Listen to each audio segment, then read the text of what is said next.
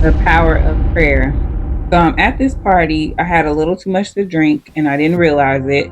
I went to go drive down the street and my friend who's out of town calls me and says, "Oh my gosh, I'm so glad you're okay.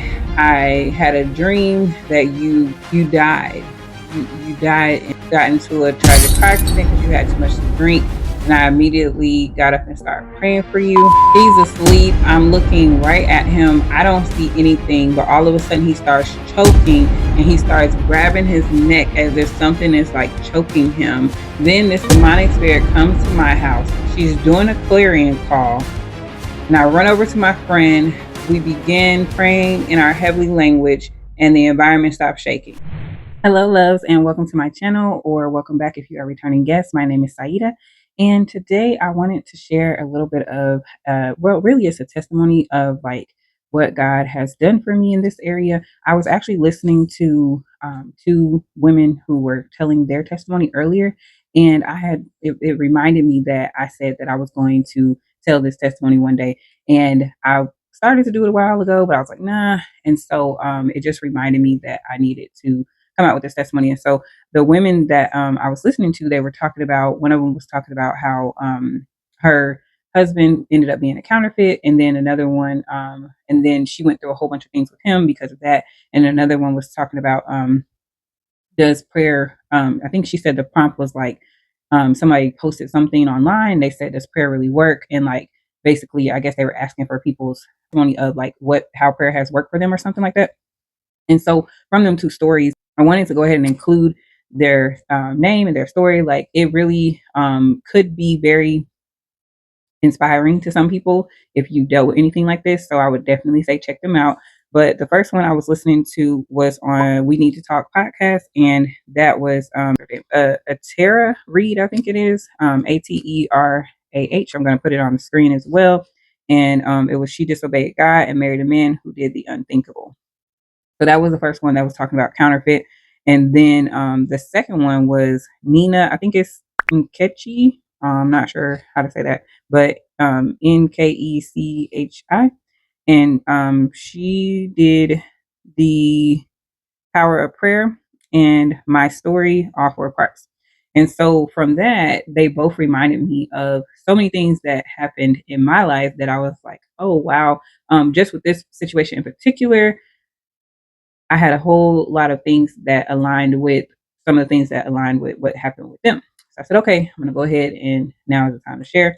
I wanted to, the main thing is that I wanted to share was like, like I said, like it ended up, it was a relationship just like theirs. They were in a relationship as well. I would definitely say go listen to their story, their testimony. It was actually really good testimonies.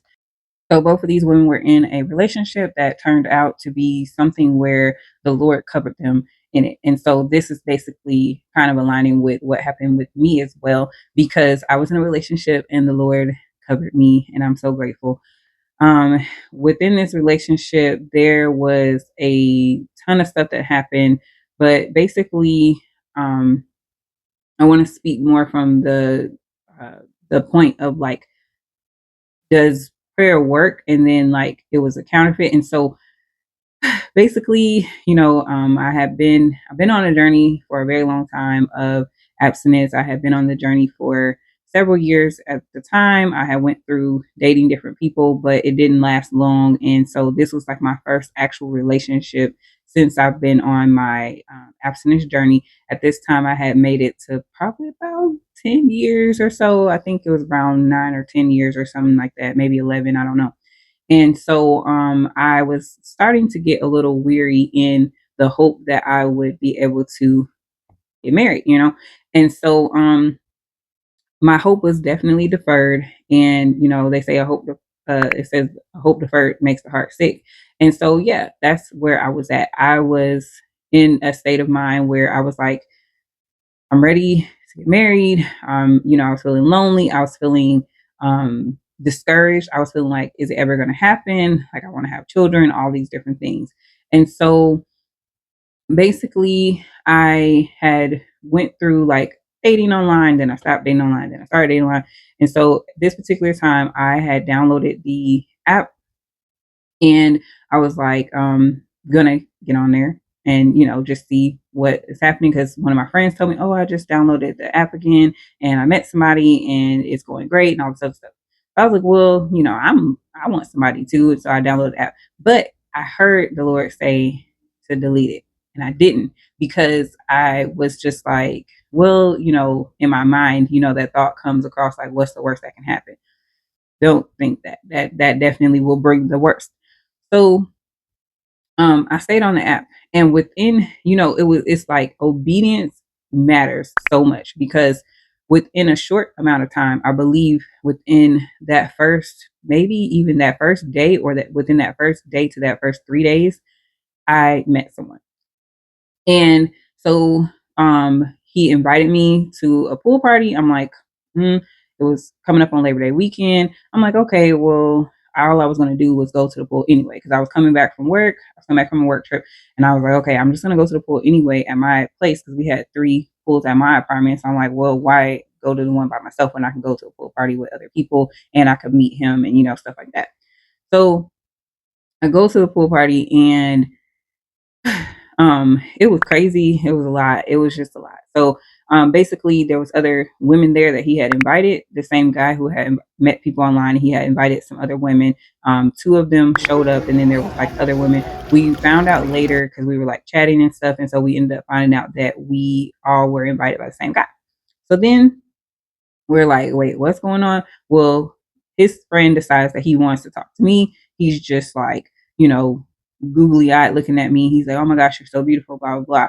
So I'm like, this is weird though, because like you invited me, like I came for you. And then like your friend trying to talk to me. He's like, oh, they're like, oh, well, we just invite people and stuff like that. But I'm like, but we matched online. So it was just like already weird. And then I really wasn't like interested in him or his friend. Like I really didn't, they weren't really, when I saw them like in person, I really wasn't like interested.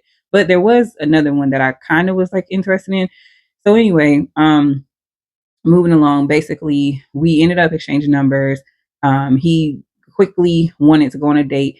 At first I was like, I really didn't even want to talk to them anyway, because no offense, but they're African and I know Africans move really fast. And I was like, I'm not trying to, I want to like, I know that they just tend to move really fast, like faster than what we do as Americans. And that's been an issue for me because I've dated Africans in the past. And I was like, I just don't want to do that. They move too fast for me. So then I went ahead and I decided to talk to him, and things were like okay, but I was kind of a little hesitant at first. I started like, getting more into like allowing him, like talking to him, because it was like he had a lot of things. Like it seemed like, we were talking. He seemed like he aligned in a lot of different areas. And so I was like, okay, well, he has this going for himself, and it aligned with what I was looking for. But even without me like telling him, it was just so many things that seemed like they aligned, and on paper he looked good. So I was like, okay, well, I'll give it a chance or whatever. And so we start dating. And of course, yes, he is moving fast. He's already like, within that next day, he's like, oh, I want to take you out. I'm like, no, I'm tired. Like, we were out late at the pool party. I had just came back from work. And so we ended up going out like 2 days later. And then from then on, we literally were together like every day. And it was just like, he was just basically love bombing me, which I didn't realize at the time, but basically that's what was happening. And so it was like, I don't know, like I kind of still was like hesitant, but I'm like, oh, well, he seems like he might have, a lot of things I'm looking for. And he's talking about he's dating to get married. He's really looking to like be with, his wife and just things like this. And so it just seemed good. But at the same time, in the back of my mind, it was like deep down, it was like something's not right. And I didn't know what that was, but it was like something's not right. I don't know what it is, but the Holy Spirit was kind of telling me something's not right. And I was like, at this time, it's like I already kind of by the time I feel like I heard like, to leave him alone, it was like I was too far in. Like I had already got my feelings involved. And then on top of that, like just, not wanting to be lonely, wanting somebody to be with, wanting somebody to hang out with, liking the attention, all of those things. And then also because I couldn't see what it was. And so I was like, well, I don't know, like maybe. And I even talked to other people about like outside of the relationship, and I was just like, I don't know, like I'm not sure, but it wasn't. I didn't see anything tangibly that would make me like leave him alone. So I was like, okay, maybe I'm just like psyching myself out. Maybe I'm just thinking that, you know, um, maybe I'm just thinking that, it's not going to work just because I'm afraid of, it working or whatnot. And so eventually, I end up kind of just sticking around, but I get to the point where a situation happened where I was at his house and a young lady came by and she was knocking on the door. Basically, he said, "Oh, she's crazy. She won't leave me alone." Blah blah blah. So he didn't answer the door, and so I kind of felt like, I was like, "No, that seems like that doesn't sound right." Whatever. He's like, I've been told her that I stopped talking to her. Blah blah blah. And so I was just like, whatever. So then I continued like, talking to him, but I was just like, I don't know, something doesn't seem right. So I prayed and I said, Lord, please, if something's not right, then show me without a shadow of a doubt. Give me some evidence without a shadow of a doubt. And so um when you pray for, the Lord will do it. He will show you if you really want to know. And so the Lord showed me some evidence that was like without a shadow of a doubt that like I should stop talking to him. And so I did. I actually I at the time I was at his house, and it really made me very mad. I was very angry about what I found. And so I was thinking, oh, like I should just, the old me wanted to come back up and be like, you should just like destroy everything and just, all of that. But I was like, I don't really want to go to jail. It's not really like, I'm not really trying to get in trouble, lose my job, lose everything. Like I didn't work too hard, and that's not me anymore. So I'm not going to do that. So I didn't. So I went ahead and left, and and then he's like calling me. He's like, "What's wrong? What's going on?" Da, da, da. And I didn't tell him. I didn't tell him what I found.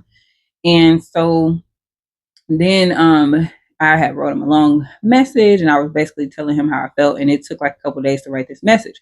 Well, in that time, we I stopped talking to him, but then he's calling me. He's calling me. He's like trying to he's having everybody reach out to me. Oh my gosh, she left me. And he's making me like feel bad because he's like, oh, everybody's talking and saying, oh, well, he really loves you and he wants to be with you and all this other stuff. And I'm just like, whatever. Like he's lying. He was already, he's already out doing whatever he's doing, whatever.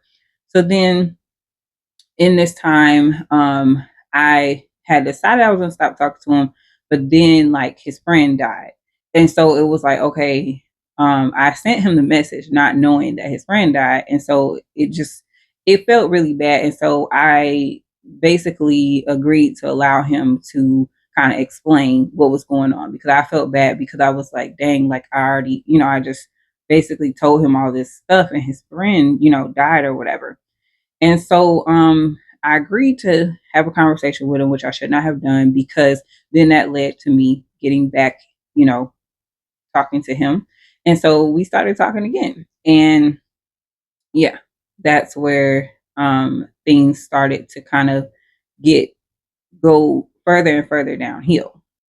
At first, things seemed okay. And we were even like planning trips and things like that. And then it was like all of a sudden, like things just, it wasn't even all of a sudden, it was like gradually, but it was like, when you're in it and you don't really realize it until it's too late.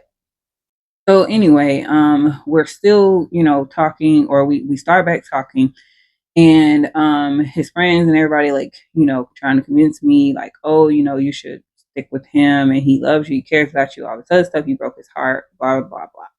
So then I get back with them, and so it comes to like a point where he is out of town and he's like, come visit me out of town. So I'm like, okay. And I was thinking like, in the back of my head, like it was almost like the Holy Spirit was like, no. And I was just like, nah, like I just want to go have fun. Like nothing's gonna happen. Now I have been abstinent for a very long time, as I mentioned. And so I was thinking like, oh, nothing's gonna happen. I'm not gonna have sex with him. Like, I'm not gonna give up my purity like after all these years and blah blah blah. And the thing is, like, that was pride because like how you can't prove anything by playing with temptation except for your breaking point. And my pastor, my old pastor used to say that all the time. And so basically, I could be tempted, but then also anything could happen. I can't sit up here and say, "Oh, I'm not gonna do it." But in my mind, I thought, "Well, I'm not gonna have sex." But I go out to my car, get in the car, and I try to pull back in the parking spot, and my car just completely stops. Like it stalls or whatever it's called, and it just stops. And it's like I'm halfway in the parking lot and I'm halfway in the driveway. So people can't even get past if they wanted to. And I'm like, oh my gosh. And I'm like, Lord. And I'm sitting there and I'm like, what is happening? I'm trying to pull the car back up. It will not move. And so actually that just reminded me of the donkey. But anyway. So the car will not move. And I'm just like, oh my gosh. And so I sit there for a few minutes. I'm trying to figure it out. It won't do anything. It won't switch gears. It won't turn on. It won't turn off. It won't do nothing. So I'm like, okay, Lord, I'm not going to go. I promise I'm not going to go. Please just let my car work so I can pull this back in the parking spot and so I can go back in the house. And so after a while of me consistently trying, then finally my car started back up and I was able to pull it back in the parking spot. So I went upstairs and I just broke down. I went in my closet and I just cried out to the Lord and I was like, Lord, I'm so sorry for being disobedient. Why was I gonna be disobedient and go after you told me not to go? I was denying the Holy Spirit. I was not listening, and I was just like, Lord, I'm so sorry for being disobedient. I was literally crying out, and I was listening to Lord, Do It For Me by Zacardi Cortez. And I was just like, really, like, Lord, please, I don't know what's going on. Why am I acting like this with this man? Why am I being disobedient to you whenever I know that, like, like I shouldn't be disobeying you for a man? And it was just like, I was like, Lord, I feel like I'm like under a spell or something. It's like, I feel like I cannot break free from, it's like, when it says you want to do right, but your spirit wants to do right, but your flesh is weak, or whatever the scripture is. And so basically, that's what was happening. I was just like, Lord, why am I struggling so bad? So anyway, cried out, and I told him, I said, I can't come. He's like, what? He's like, what are you talking about? Like, you're supposed to be on your way. Like, I have all these things planned. And I'm like, my car stopped. He's like, thinking, like, what? He's like, that doesn't even make sense. He's like, how's your car stop? Like, how's your car not working? Now, after this, my car is working perfectly fine. There's no way to explain my car stopping. And I'm trying to tell him my car stopped, but it doesn't sound right because it's like, how did your car stop? And then now it's working just fine. You're lying. So I'm like, no, I'm not. I promise I'm not. So then I was just like, I can't come. So I didn't go. So then picked him up from the airport and we're hanging out again and stuff like that. And then things just continue to like elevate into the next day. So he starts like testing my boundaries. Like I told him from the jump that I was abstinent. I told him that I was serious about it. And so he's like slowly like trying to test my boundaries of like how far will I go and things like that. And I was like, it was like I knew that this was wrong and I wanted to like leave, but then it was like I was caught up in the ideology of like, well, like he wants to get married and like I want to get married, and then like just, romanticizing being married and just being caught up in idolatry of marriage and really desiring marriage and wanting to take it upon myself. And then I also was like just caught up in the emotions of like, just all the different things. Like he's taking me out all the time. We're doing all this stuff. And so it was just like, well, like sin, it just creeps up on you. And so he's like constantly trying to like, test my boundaries. He starts like manipulating. He's like lying. He's doing all these different things. And I'm like, I know that you're lying. He's basically like kind of playing me against, like, he's trying to make it seem like he's like this great guy in front of my friends, in front of his friends and stuff. And then he's basically like, he's at first he's talking all nice to me, telling me all kinds of nice things. And then he starts to start belittling me and like basically just telling me like saying mean things to me and stuff to try to like make me insecure or like more insecure because of the fact that like I knew that he was cheating, I knew that he was lying, but I couldn't prove it at that time. And so it was just like he was trying to make it seem like I was just crazy and like and then it kind of reminded me of like the girl from before, like he said she was crazy and like she wouldn't leave him alone. And so he was talking to other women, which I found out later. And it was like he was telling them that I was crazy, I wouldn't leave him alone. But literally, we're together every day. We're spending every day together, where he's, taking me out, he's buying things for me, he's doing all these things. And like that reminds me of something that I think her name was a Tara or Tar or something, the one that was talking about the counterfeit. That reminds me of like what she said. Like you have to be careful who you accept gifts from and who you're pouring into and who's pouring into you. And when you're spending time and when you're doing all these things, even if you don't have sex, you still can have a soul tie.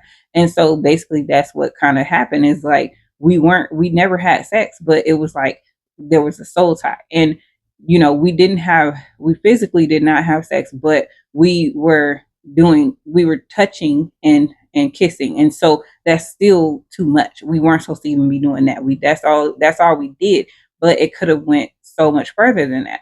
And so anyway, he kept bringing up like marriage, and he, was telling all his friends like, oh, she's gonna be my wife, and he's showing me off, and I'm like the, trophy girl, and like he's taking me everywhere, and even on like Christmas, it's like, he takes me out with his friends, to show off as like, oh, this is gonna be my wife, and blah blah blah. But then it's like he ended up leaving and going see another girl. It's just like a whole bunch of like crazy stuff that was happening. And I didn't find this out until like later. So anyway, getting to the part of like, so now I'm in this, relationship. We're kind of going back and forth. We're arguing all the time. I try to break up with him several times throughout the relationship because I'm like, this isn't working. Like, I don't want this for my life. But every time I try to break up with him, he like tries to, hang up the phone on me or he ignores me. He just completely acts like I did not say anything.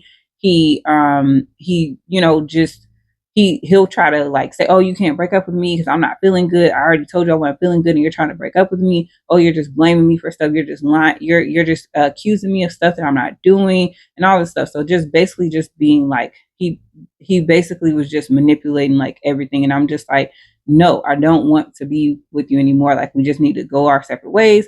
And he just would not let me go. And then it's like, oh, well, no, you can't break up with me. He'll hang up the phone and then he'll just completely act like I didn't break up with him. And he'll come back and, act like everything is fine. And then it's like, then he'll try to tell me, oh, well, this isn't working. And I'm like, I already said that. But then you won't let me go. But then you're trying to make it seem like I'm jealous because you're out here talking to other women. So anyway, we get to um the part of where the next woman was talking, where Nina, when she was talking about her situation, like does prayer work? When she was answering the question about does prayer work. So I was so caught up in him that I was just, just cuckoo for him because like it wasn't even for him. It was just like it was so many things that were still within me that like the Lord was showing me that I still had lying dormant or that I still needed to like deal with. And I had did all this growth over the years of, being walking with Christ and building a relationship with Christ. And so I wasn't dating during that time until about 8 years in.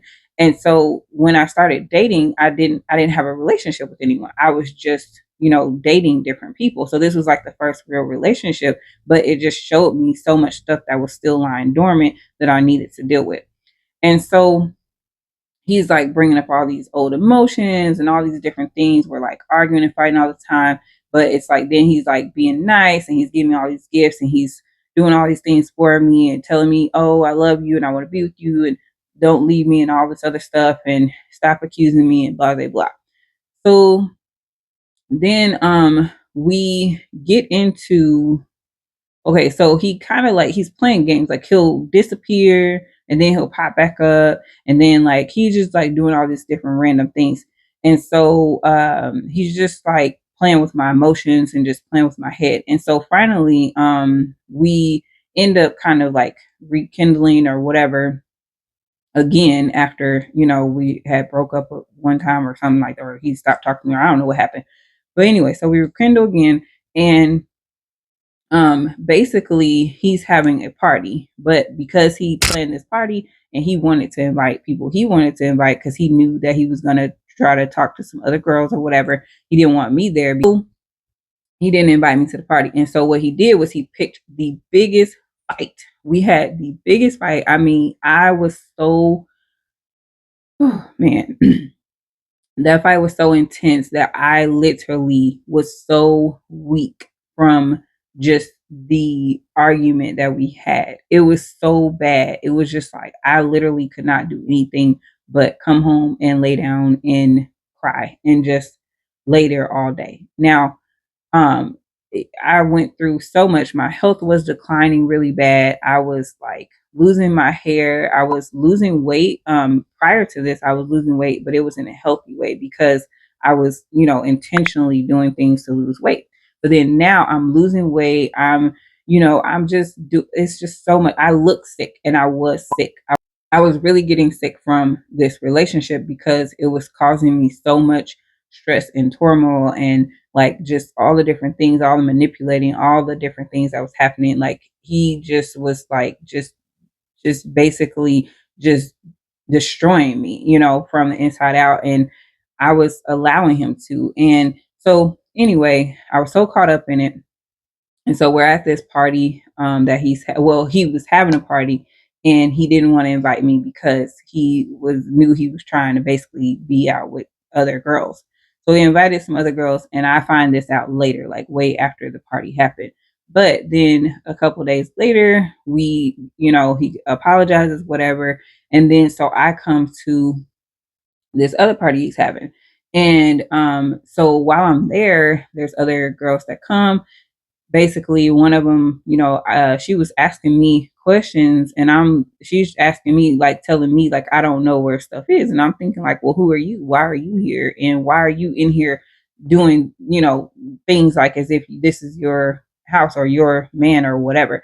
And so another girl came, and because of how I met him at the pool party, with other people, from another man who invited his friend, who invited me and other girls, I asked the other girls, I said, well, who are you here for?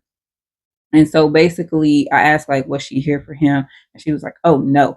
And so I knew what that oh no meant, because I knew that he was, out with other people.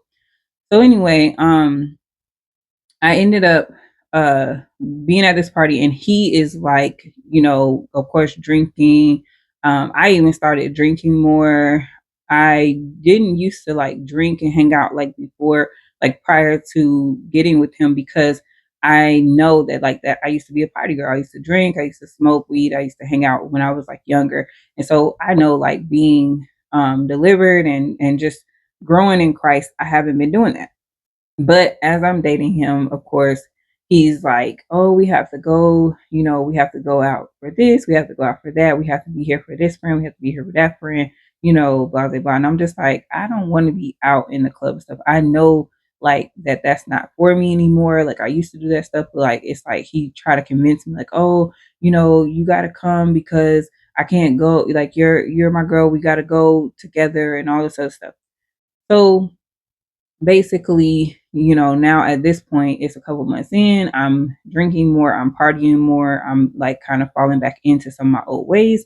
And so, anyway, we're at this party, and it's his party at his house. And so I see him like kind of, he's drinking and stuff, and he's kind of like flirting with other girls that are there. And I'm looking, and I'm like, why are you, flirting with these girls or whatever? And so I'm upset because now I'm drinking more, because now I'm upset because he's flirting, with other girls in front of my face. And then every time I try to get close to him, it's like, oh no, we don't do that. Like, we're grown. We don't do that in front of my friends. And I'm thinking, like, what are you talking about? Like, I've been in front of your friends several times, and you be all over me. But then now all of today, you don't want me near you because you're trying to be a hoe and talk to these girls. So of course, that doesn't go too well. So I get in my, I get back, I start falling back into old ways. And I was just like, really upset. And I was just like, okay, well, drinking more and more. And I was like, well, I can't go home because if I go home, then he's gonna have one of these girls over here, and I know he is.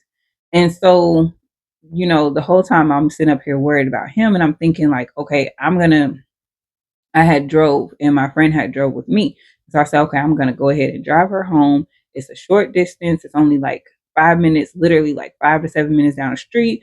And I can make it. I do it all the time. And I'm going to come back so that I can make sure that it's not another girl over here, with him or whatever. And usually I didn't spend the night because I try not to do that because I know like as a Christian woman, so if you don't want to be spending the night and then that can lead to sex, it can lead to other sexual immorality, just doing things that you shouldn't do, if you're not married and things like that. And so I was like, okay, I'm not gonna spend the night. But on this particular night, I was like, well, I gotta make sure no other girls come over here or no other girls stay here and then I go home. And so I ended up driving my friend home and I was like, oh, I'm good. I could make it. Like it's only 5 minutes down the street. Like I could just go down there, take her home, and I can come back. So I drive her home. I come back, and then so one of the girls, one of his friends, ended up like staying. I had kind of waited for everybody else to leave, and then he was like passed out or whatever. So I was just like kind of up and just like waiting for everybody else to leave or whatnot. And so then this one of the girls ended up staying like one of his friends or whatever. And so the next morning he went in there and he's like telling her like, oh, I can't with her, like she's just too jealous and da da da and all this other stuff. And I'm thinking like jealous, like you're cheating on you're sitting out here, you won't allow me to leave you because you're saying that, oh, I can't leave you for whatever reason or making up something, manipulating, whatever. But you're saying that I'm jealous, that I'm too jealous. Like if we're supposed to be together, would do you want me out here with other people? Like we're supposed to be together, but you're out here with other girls, especially in my face while they're here, and you don't want me on you because you don't want them to know that you're with me type stuff. So it was just like, but with all of that being said, I had to think about like after the fact, all that time that he's like cheating on me, guess what? I was cheating on God. And so anyway, um, a few days later, or maybe even the next day, I'm not sure, but my friend calls me and she said something. I can't remember the exact conversation because it's been a few years now, but she's like, basically she says like, I had a dream the other night, and in the dream you were at a party and you were drinking, you had too much to drink, and you said you were going to go and get in the car and drive for some reason because it was only down the street. You said it was a short distance and you were going to drive, and you on your way driving, you ended up getting into a tragic car accident and you died. You got killed in a car accident. And she was like, and I immediately just like went into prayer. And so when she said that, I was like, oh, like, because that's exactly what happened. She wasn't there with me. She didn't know. I didn't talk to her until this next day or a couple of days later. And so when I was listening to the dream, that's exactly what I thought. I'm just going to drive down the street. It's really quick. And all because I'm trying to come back here and check on him and make sure he's not doing anything. And it's like, why? Like, like I could have lost my life. And so, anyway, just like she was saying, like, the power of prayer. And, I thank God for having friends I thank God for revealing that to my friend so that she could intercede on my behalf. But it's just like, we don't understand how serious things can be. Like, I thank God for covering me and for sparing me, for having grace and mercy on me and sparing my life, because he could have easily allowed me to be taken while in my sin. I'm up here chasing after this man who does not care about me at all, who's cheating, who's lying, who's mistreating me. And basically I'm chasing after him, trying to make sure he's not getting with someone. If he's going to be with somebody else, he's going to be with somebody else. And despite all my efforts, he didn't do it that night, but he still did it other nights. And I ended up finding, you know, I ended up finding stuff that basically showed that he was out here messing with other girls. And not only did the Lord spare my life in that aspect, but he also spared me in other ways, because the same man who, when I did find other, I found messages and stuff of, it was so many girls, like I couldn't even keep count of all the girls. He was literally having other relationships. I found out that I was actually one of the relationship that came after another girl who he had been in a relationship with for like a year. And at this time, we've been together for maybe about a few months, like 4 or 5 months, 6 months, or whatever. And so he had been with her for a year. And I'm like, what in the world? Like, and how did this even happen? So just trying to put all that together, because it's like we were together every day. Like, I don't understand. But anyway, and then it was just like he was taking girls out. He was the same thing, like when he saw me on Christmas. After that, he ended up going to see another girl. Like, I found all of this. Like, I found all these messages of all these girls that he was seeing. And not only was he seeing them, but he was like sending them money. And I mean, like, sending this one 1,500, sending this one 500, sending this one. And so it came to a situation where I needed some money because I was off of work. I had got injured and stuff. And I was like, well, I need some money, this month for my rent or whatever, or my bills or whatever. And he's like, oh, I don't have it. Like, what do you mean you don't have it? And then I find out that he sent these other girls this money. And so it was just like, it was crazy. But um, Tiffany Buckner, she always says like the gift for idolatry is the narcissist. I believe that's how she says it.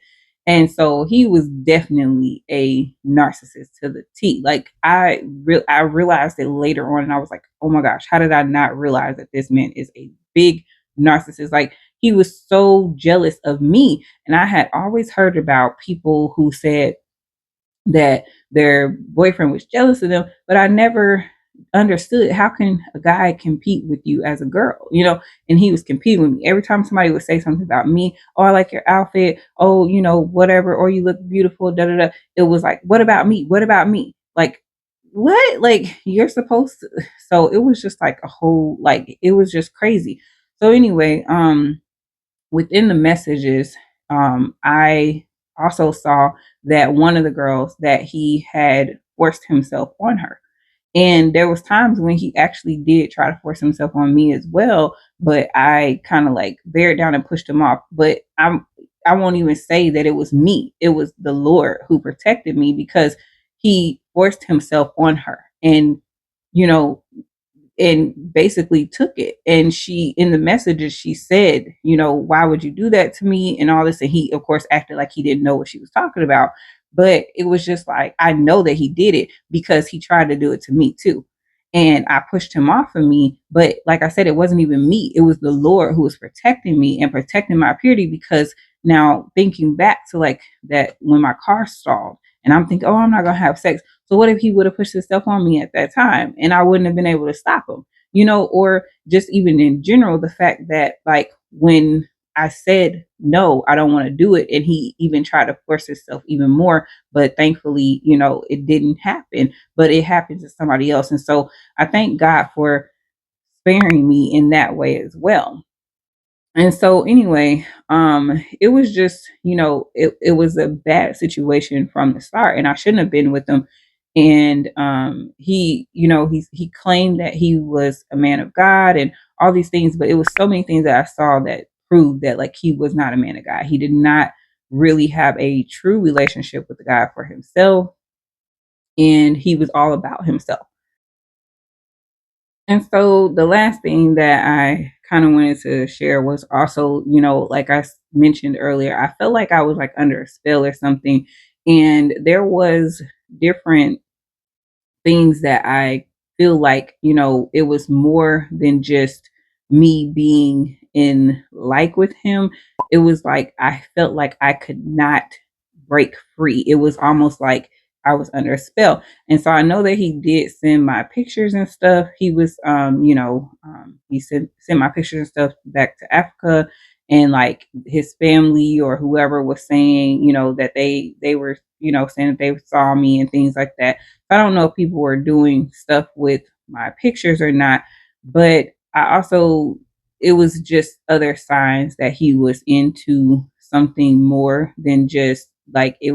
I wasn't just crazy. I wasn't just feeling this way. Like it was a lot of different things that was happening to where it was like, I honestly, he talked about marriage all the time, but I don't even know if he was, I think he was, I don't know if he was even genuine about even wanting to get married, or if it was like basically if he just wanted a green card because his citizenship was almost up. And so that was like on my mind too. But then also there was times when, I would hear him talking and he would be having a full conversation and I would be in the other room because like whenever I would stay over his house, if it was like if I was over there late or something and I would stay over there and technically like stay the night, I usually would be up and I would just stay in the living room and then he would be in the room sleep. And so I would hear him in there having a full conversation and I would think like, is he on the phone? And I would go and look and he would be asleep.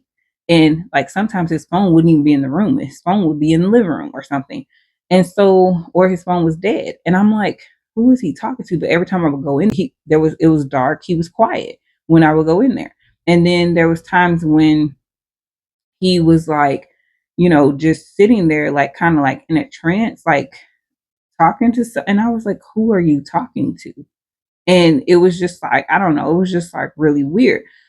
So anyway, so I had been over his house multiple times and, I had been over there. I would usually stay up. And so I would be in the bed and he would, if I was in the bed, he would be like asleep or something. And I remember one time or a couple times actually, but one time in particular, I was looking right, like I was watching TV. And so he started like choke, like something was attacking him, but I didn't see anything. I was laying there and nothing, like I saw nothing, but he started choking like as if something was like holding his neck or something. And so he's like holding his neck, trying to get whatever off of his neck or something, like it's choking him. And I'm like, and so I just looking and I just like I started praying or whatever, and I'm just like, and then he woke up and I'm just like, are you okay? Like, what's going on? So and all the times I had went over his house, nothing ever happened to me. And so he came over to my house and he was had been drinking. He was hanging out, eating. He had been drinking before he got here. And so he basically like passed out on the couch or whatever because he couldn't drive home because he was too drunk to drive home or whatever. So basically, I go to sleep and I have a roommate. And so I go in my room, I leave him on the couch, she's in her room. And so when I fall asleep, I have this dream and it was like somebody like astral projected into my apartment. And at this time, I didn't even know what astral projection was. I didn't know that was a thing, but I ended up finding out about it later. And this is how I knew like that it was astral projection. But there was a older African woman and she was in my house, and but it was like a courtyard, it like a courtyard, but it was basically the same size as my house and everything. And so she was sitting there and she looked kind of like creepy, and she started doing like a clarion call. And so in the dream, I'm looking and she's doing this clarion call, and I'm like, and so everything starts shaking, like the whole everything just starts shaking. He's on the couch sleep. I'm in my room, and I'm I'm just seeing her. I'm not even seeing him in the dream. I'm just seeing her, and everything starts shaking. I'm like, oh my gosh. And so I realized that she's getting ready to try to kill or hurt me, like hurt my roommate and hurt me or whatnot. More so, I think it was like geared towards my roommate because I was just like, well, why would, why would she come? Why did it never happen when I was at his house? But now all of a sudden my roommate is here and he's here. And then the other time that he had came and he had slept on the couch, my roommate was not here.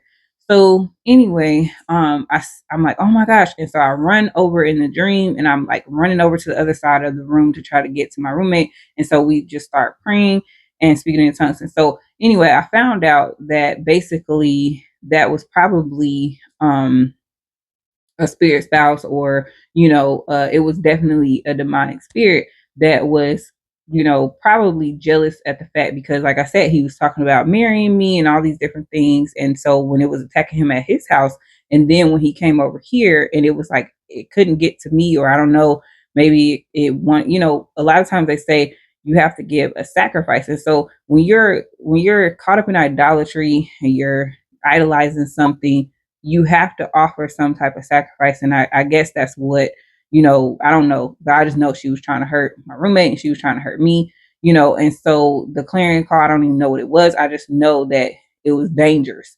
And I was just like, oh my gosh. And it was so real. I was like, she was here. Like I saw her. She was here. And I was just like, what in the world? And so anyway, basically I went and woke him up and I was like, okay, like he was still too drunk to drive, but I was just like, okay, come, I put him in my room or whatever. And then I came in here on the couch and I was like, praying and stuff like that. But, that stuff is like so real, and people don't even realize that, like, you know, um, there, this type of stuff it's deeper than just being caught up in idolatry. It's deeper than, especially if there is soul ties and things. And I don't know, it could have been, I don't know who the woman was. Could have been his wife. It could have been, I don't know. He could have been married back in Africa. I don't know what the case was. But it's just, it's much deeper than what we think. And so anyway, what happened from this whole situation and what I learned is that yes, prayer definitely does work. And then also I learned that I gained ears to hear, because when I went through all of the turmoil and all of the pain and all of the things that he put me through and that I allowed myself to go through, it basically, we reap what we sow. And so I sowed in idolatry of, trying to please this man and trying to please myself over the Lord. I wanted marriage, I desired marriage, and I desired that even though I knew some things were not right, that I was going to continue in this, even though, because I wanted to be married that bad. And I want to have kids and, all the different things. And so when it helped me to get to a place to where I was able to learn that I had ears to hear now, because I went through so much with that. It caused me so much pain and turmoil. It caused me so much illness, like with just being sick in my body and just so many things falling apart and just losing, like that's when I ended up being off of work for a while and just all the different things. And it's all tied together. And but it helped me to find these people, like deliverance ministers and things, that like people that talk about like what it is from the spiritual standpoint. And so, every time that I cried out to the Lord and I said, Lord, please, like, help me. I need you to help me to get free. I can't leave him. I don't know what's going on. And then I went back. It's like now, how you get seven times seven more demons, because now you're going back into your sin. And like Tiffany Buckner always says, like, you know, you basically just taking a shower in between sin. When you want deliverance and you want somebody to just deliver you, and then they deliver you, but then you go back to the sin, you're just taking a shower between your sin. And so you're gaining more and more demons every time that you do that. And so basically that's what had happened. I was gaining more and more demons and they were eating me up from the inside out.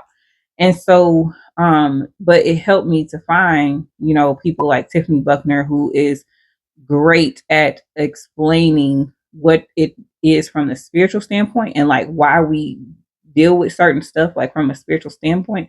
And then also people like Kevin L.A. Ewing, who also explains that from the spiritual standpoint of like why are we doing these things, and how to stop these things and how to do it from a biblical perspective.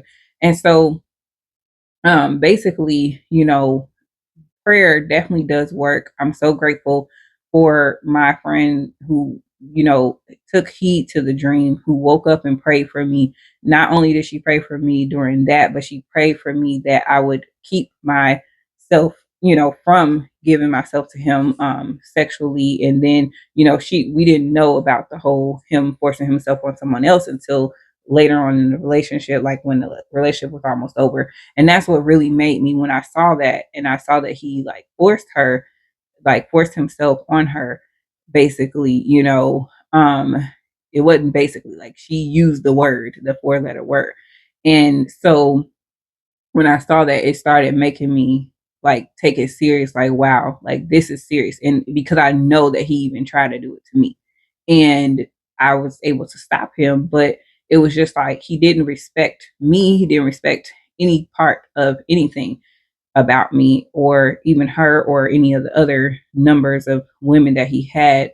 And so but the whole situation helped me to learn that, like, we need to be obedient for one and choose the Lord. And then it also just helped me to get to a place to where it was like the things that I went through, it helped me to now grow so much more, like, spiritually, because I was like, I cannot ever get to that place again. It helped me to figure out that, like, there's certain things that I still was battling with that I thought was gone, that were laying dormant, and now I was able to, like, get delivered from them, and, like, I was able to get healing, and I was able to repent, and I was able to move forward. And, like, so I just encourage you to keep that at the forefront, be obedient, and don't idolize anybody or anything, because it's not worth it. It's not worth your life. It's not worth your health. It's not worth your wealth. It's not worth anything that could come from the things that you are sacrificing for, choosing that over the Lord. Always listen to what the Lord is saying and listen up front. Don't waste time on it. So that's it for today. I hope that I was able to explain the story the right way, and that you hopefully it's helpful to someone that just basically it's not worth it. Like, choose the Lord over that person, over that thing, over whatever it is. Please like, comment, and subscribe, and come back to watch more videos. And yeah, thank you for tuning in. All right, bye, love.